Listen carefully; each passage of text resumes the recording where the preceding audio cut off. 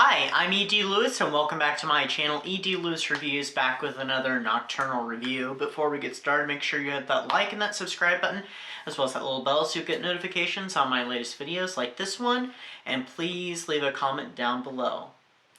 Okay, so rolling along with the spooky reads this month.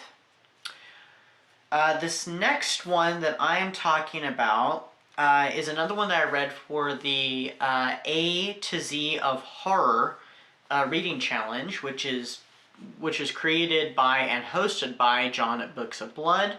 And also, this video is actually dedicated to John at Books of Blood, and I think you'll see why. So I read a short story from this collection, actually, Supernatural Short Stories, edited by Joshua Perry. So here's the cover.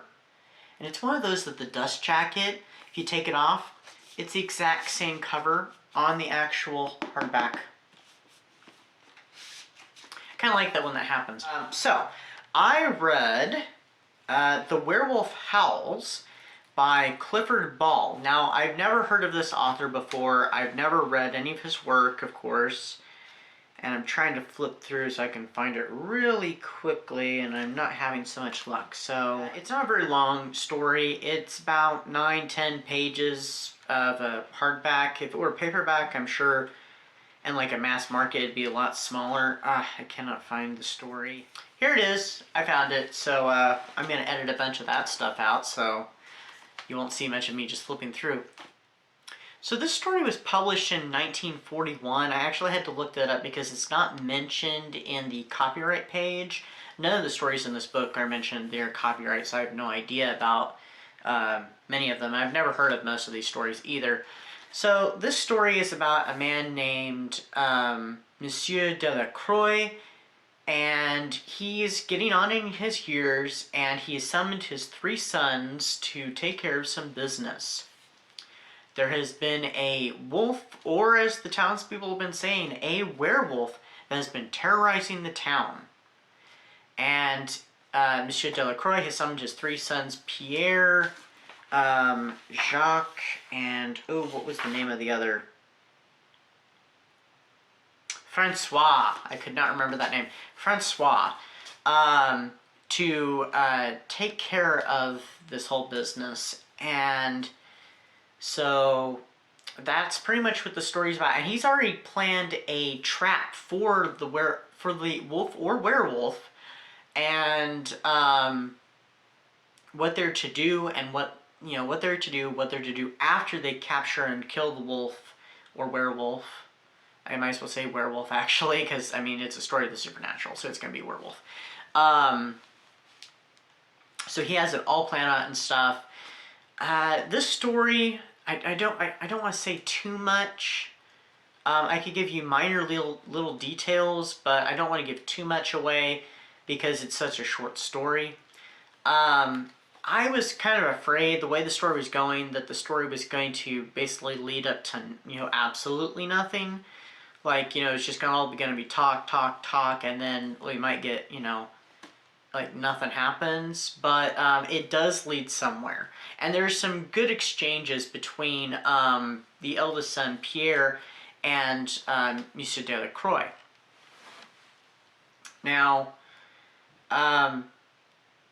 like I said, I was afraid where the story was going, and then at a certain point, getting closer to the end of it, I was like, oh, I know where we're going, and I liked it. It was just like, perfect. I wasn't dissatisfied with it at all, as it turned out. So it could have had a much bigger payoff, but I think it's going more for atmosphere and stuff. So it definitely delivers there. And well, I can't say that I was about to say. So, but it also follows kind of a theme of mortality, especially for the character of Monsieur Delacroix, since he is getting on in his years, and he's kind of setting things up a little bit for when he passes away, and his eldest son Pierre will probably take over and stuff.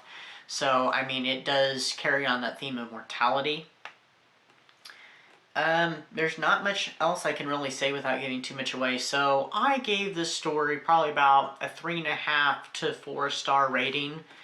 I mean, it would have definitely been 3 stars if it got, or, well, yeah, it would have been 3 stars, not a 2-star review, if it had not ended the way it did. The story definitely could have gone on longer. Yeah, so. There was one thing kind of reminded me of, though. I don't know if anybody's heard of the Beast of Gévaudan. It definitely made me think of that with, you know, this beast terrorizing countryside and stuff, and, you know, them trying to figure out what to do about it. And the Beast of Gévaudan is it's kind of a legend, but it's also kind of a historical event, because if you know about the story, it did happen, though there's lots of accounts and stuff, and the story has been changed, you know, since it's been retold. I think they believe, you know, more or less the most believable is the oldest version of it, although they still never knew exactly what the Beast of Gévaudan actually was. It was rumored that it was a werewolf. There have been theories of what it actually was, but nobody has any concrete proof, and it was so long ago, who knows? I mean, seriously, but it reminded me of the stories of the Beast of Gévaudan. I could see this being made into a movie. They would definitely have to pad it a little bit and maybe take some inspiration from the Gévaudan story. And that would have been interesting. Even if they'd interwoven them together, that would have been kind of cool. So, but yeah, this story is available in this short story collection. I'm sure it's available in some others. It's the first time I've ever seen it.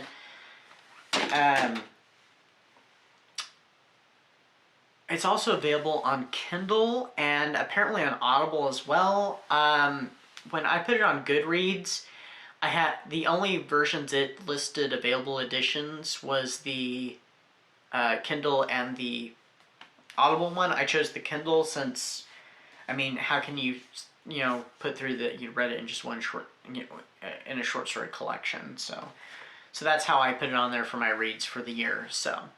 Anyway, highly recommend it. I hope everybody's having a great spooky season, a great Halloween season, and also, if you're looking for something to read that's brand new, Lurking in the Dark is available now. It is a collection of short stories by many of your favorite horror tubers, such as myself, and it is available in Kindle and paperback.